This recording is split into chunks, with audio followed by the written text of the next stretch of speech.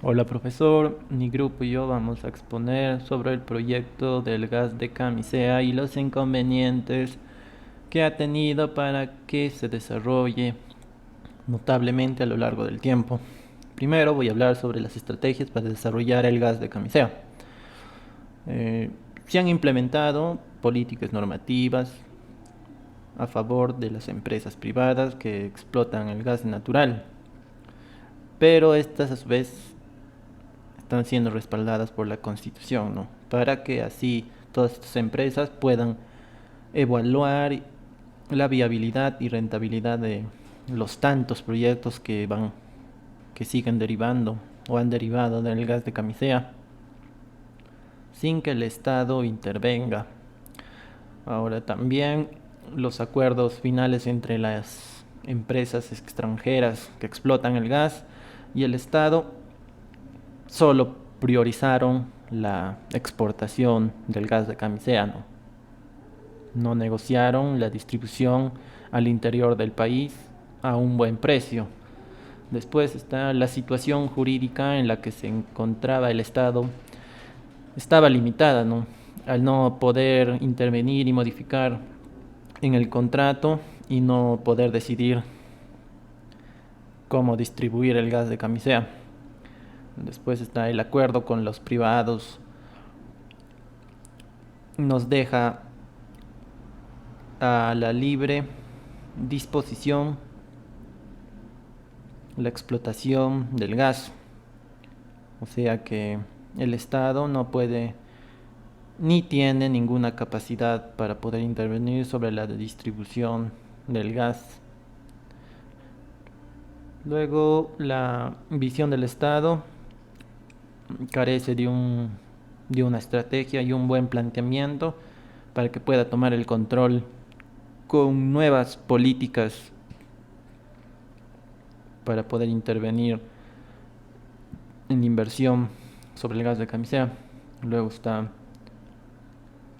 el proyecto de camisea es neoliberal y centralista. Esto quiere decir que las posibilidades de que el gas impulse un cambio económico y social en el país es altamente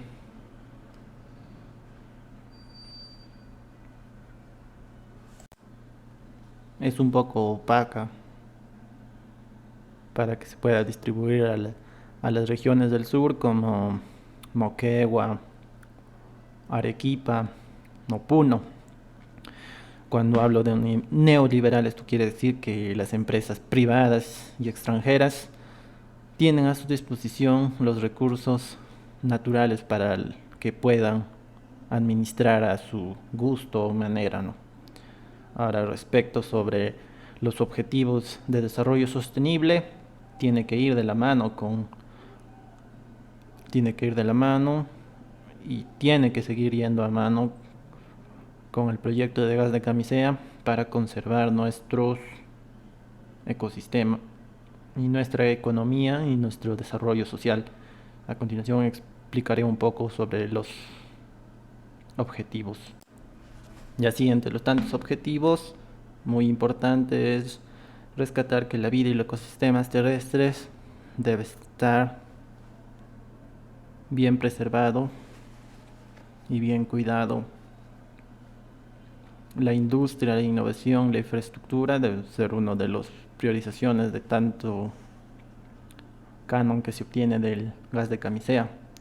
También así apoyar simultáneamente el trabajo decente y el crecimiento económico de cada una de las personas que conforma Cusco, ¿no? Que es donde ahí se ha descubierto el gas de camisea. Poder obtener energía asequible y no contaminante como energía de luz, ya que el gas de camisea es uno de los combustibles que menos dióxido de carbono produce. Así, el canon que se obtiene para poder erradicar la pobreza, el hambre, y así los recursos como el agua limpia y el dinero que se obtiene para que esté saneado todos los pequeños pueblos que conforman el Cusco, los más pobres. Y por último, para mejorar la educación, ¿no? Y obtener la mejor calidad posible. Ahora les paso con mi compañera Betsy que les va a seguir explicando. El uso del gas de camisea. La demanda del gas natural de camisea proviene principalmente de su uso en la generación de electricidad, pues el consumo ha sido aproximadamente el 60% de gas natural y el sector industrial casi el 40%. Sin embargo, también existe una importante demanda potencial de gas natural a nivel urbano, representada por el consumo en los segmentos comercial y residencial solo al 1%. En cuanto al consumo del gas natural vehicular para uso de transporte automotriz, irá incrementándose conforme se desarrolle la red de distribución. Entonces, entre los años 2006 y 2030, se estima que la tasa promedio de crecimiento anual del consumo sería el 8%. Asimismo, es importante saber, la principal fuente de energía de nuestro país viene pues de Camisea, ¿no? Una planta gasífera en la selva sureña de la que mucho se ha hablado en la campaña electoral. Entonces nos preguntamos, ¿dónde queda Camisea? ¿Cómo están los peruanos que viven en las riberas del río Urubamba? Camisea es un distrito millonario por el dinero que recibe del canon de la explotación gasífera, pero enfrenta una serie de carencias como hospitales, colegios y saneamientos básicos. Ahora, si bien las comunidades cercanas cuentan con luz gratuita gracias a la planta de explotación gasífera de Camisea, pero no tienen acceso a ese recurso, pues para cocinar aún lo hacen comprando gas en balones a un alto precio que asciende a los 65 soles actualmente. Entonces, ¿cómo es posible que a 2 horas donde se produce el gas se tenga que pagar por este recurso? Esto es lo que mortifica a la población y se puede pues, identificar la desigualdad e injusticia que existe. Las comunidades ubicadas alrededor de la planta de Camisea cuentan con un buen presupuesto municipal gracias al canon, pero con mucha dificultad de gasto por los temas administrativos y legales, un recurso que nos pone evidentemente a la vanguardia en temas de explotación mundial y que genera riquezas. Es sin duda un tema importante para los planes y promesas electorales, pues la población a sus alrededores también deberían merecer esta atención. Bueno, profesor, continuando con la exposición, les hablaré sobre la masificación del gas en el Perú. Para ver les explicaré primero las ventajas que tendría este para el Perú. Las principales ventajas que tendría este sería que su eficiencia en relación con otras fuentes de energía se requiere de menos para obtener más. Esa es la principal. La siguiente es que su menor grado de contaminación genera menos emisiones de gases de efecto invernadero. Esto que quiere decir que no solo nos ayuda a nosotros, sino también al medio ambiente. Otra ventaja es que su menor costo en comparación con combustibles como el GLP es mucho mejor, es mucho más económico. También que su inocuidad para la salud no produce humos u otros contaminantes como la biomasa o la leña. Una de las otras ventajas es que el grado de seguridad que ofrece es muy liviano. En caso de una fuga que se disipa rápidamente, no permanece en el ambiente. Y la última es que su accesibilidad de suministro continuo es continuo, pues se obtiene a través de tuberías y no del balón del GLP o de otras fuentes no comerciales que requieren aprovisionamientos. Para entender un poco más cómo va esta masificación en sectores del país, primero hablamos del Lima Callao. La distribución en comenzó en agosto de 2004 y en 2010 ya se contaba con 35.000 conexiones domésticas, a pesar de que según el contrato la empresa debía alcanzar los 70.000 en un plazo de 6 años. En otras palabras, los distritos con servicio de gas en Lima no llegan aún al 50% y en el Callao solo representan 15%, lo cual no alcanzó el objetivo. A diferencia de Ica. En Ica en 2009 se firmó el contrato de concesión por 30 años con Tugas. Pues este es un centro de Bogotá para distribuir gas natural en las localidades de Pisco, Chincha, Ica, Nazca y Marcona. Las operaciones comerciales se inició en abril de 2014 de acuerdo con el plan mínimo de cobertura. Y la empresa debería instalar unas 50.000 conexiones residenciales. Pues esta llegó y pasó el límite a 57.000, alcanzando así, pues, de alguna u otra manera, el objetivo. Pasando con Costa Norte, de alguna otra manera también llegó al límite, a la meta planteada, ya que las concesiones de norte y suroeste formaban parte del proyecto de masificación del uso gas natural a nivel nacional de proinversiones. Al igual que concesiones de centro-sur, eh, fue como una proinversión que ha efectuado ya 4 convocatorias para entregar en concesión los suministros de gas natural en ciudades de la Sierra del Perú, ya que en el año 2006 no se presentaron pues postores y en el 2013 tuvo que cancelar el proyecto de Gasocentros. Este no cumplió con la meta establecida. Y pues para explicar un poco más los necesarios subsidios para masificar el uso del gas, pues nos muestra que la experiencia es para promover el uso del gas natural en los hogares. No es suficiente que su consumo sea más barato que el GLP, sino que el combustible también es mayoritariamente muy bueno porque sustituye a los centros urbanos. Sí, también que hace falta superar la barrera de gasto previo, que es alto, y que pues es necesario para poder recibir un servicio mejor. Y para una alta conclusión, pues la masificación del gas sería extremadamente bueno para el país, por las ventajas que les pude explicar y porque sería una fuente de subsidio para todo el mundo que se usaría prácticamente para todo. Muchas gracias, continúo con mi compañero.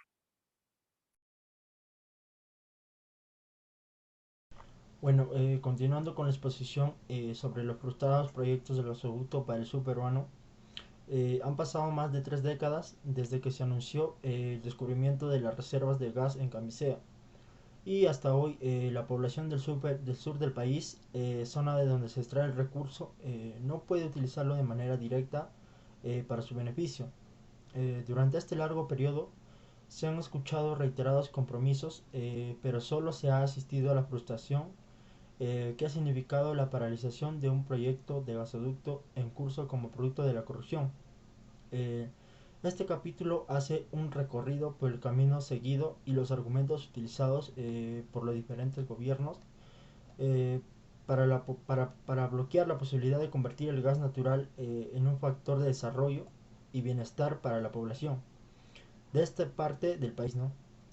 Durante las 2 primeras décadas del presente siglo, se ha desestimado de plano cualquier inversión en este sentido. Ni siquiera se ha realizado estudios de mercado o de factibilidad para proyectos destinados a la región. Bueno, ahora el sur ausente en los acuerdos del periodo de 1988 hasta el 2008. El amplio debate que se generó a fines de la década de 1980 sobre qué hacer con las enormes reservas del gas descubiertas en Camisea incluyó propuestas para que los recursos contribuyeran al desarrollo descentralizado del país, en especial de las regiones del sur, y no se reforzara la concentración de la economía en Lima ni en la costa. Sin embargo, el acuerdo de bases que firmaron el gobierno de Alan García y Shell el 10 de marzo de 1988, el primer compromiso firmado destinado a explotar las reservas de gas natural, excluyó a la región de sus beneficios, con el objetivo de frenar la movilización y protesta de los cusqueños por la omisión del convenio. 2 semanas después, el gobierno ofreció a la región un gasoducto y otros proyectos. Bueno, ahora el gasoducto andino del sur.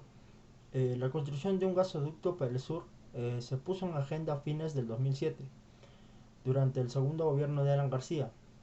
El primer paso fue adecuar las normas para facilitar la concreción del proyecto. Así, en octubre del 2007 se aprobó la ley 29129, que declaró de necesidad e interés público la construcción del gasoducto de Camisea, en Santa Ana, Cusco, y de otros ductos hacia Puno, Huancavelica, Arequipa, Moquegua y también Tacna. En noviembre se modificó el reglamento de transporte de hidrocarburos por ductos y se eliminaron algunos requisitos para obtener concesión a solicitud de parte, modalidad que no requiere licitación o concurso público. En delante, las solicitudes de las empresas interesadas ya no tendrían que incluir el estudio de impacto ambiental, la propuesta tarifaria, el perfil técnico, económico y el presupuesto del proyecto o las necesidades técnicas del sistema de transporte. Bastaba solo con un cronograma de trabajo que incluyera los plazos para realizar estos estudios una vez firmado el contrato de concesión. Gracias. Bueno, buenas noches compañeros, buenas noches profesor. Bueno, voy a continuar con la exposición y mi tema es la alternativa boliviana. La alternativa boliviana, Bolivia, este país no es solo un productor de recursos del gas, sino que también ha logrado interesantes avances en su masificación e industrialización, sino que también se encuentra a la búsqueda de nuevos mercados para poder exportar su gas.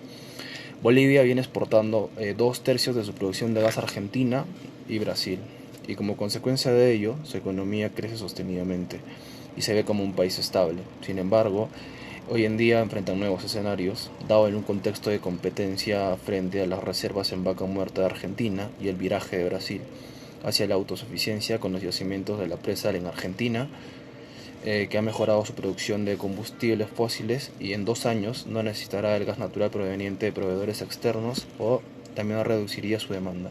En lo que se refiere a Brasil, se ha iniciado una reforma del sector petrolero que amplía la participación de los privados. Esto impulsa una mayor producción de hidrocarburos y quizás una menor dependencia del gas boliviano. Estas circunstancias obligan a Bolivia a buscar alternativas Las circunstancias obligan a Bolivia a buscar alternativas de mercados potenciales y examinar opciones que hagan factible exportar su gran producción gasífera. El gas boliviano tiene configuración y ubicación semejante al gas peruano de Camisea y Bolivia enfrenta así un escenario complicado en relación con los dos principales mercados de producción de gas que tiene hace 20 años. A su favor tiene el bajo costo de producción y la elevada productividad de sus yacimientos, además de contar con gasoductos ya construidos y amortizados que llevan el gas natural a ambos países. En este escenario, una de las prioridades de YPFB es continuar con las inversiones en proyectos de industrialización del gas y en buscar su internacionalización, ya que YPFB vende actualmente GLP granel a envasadoras peruanas que abastecen de combustible en balones algunas localidades de Puno y el sur del país. Bolivia y Perú deben trabajar por una integración energética a partir de sus propios intereses comunes, pero es necesario también contar con un plan y prioridades muy bien definidas que sustenten una integración. El gobierno de Bolivia tiene claros sus objetivos en relación con el beneficio que quiere obtener del gas. Sin embargo, no sucede con el Perú. Avanzar en la integración del Perú y Bolivia en torno al gas natural plantea grandes posibilidades para profundizar los vínculos económicos, sociales y culturales que existen entre ambos países, así como para mejorar nuestra capacidad de negociación en el mercado global de gas natural. No obstante, este objetivo debe hacerse desde un proyecto claro y orientado por objetivos de desarrollo y de seguridad energética nacional. Gracias.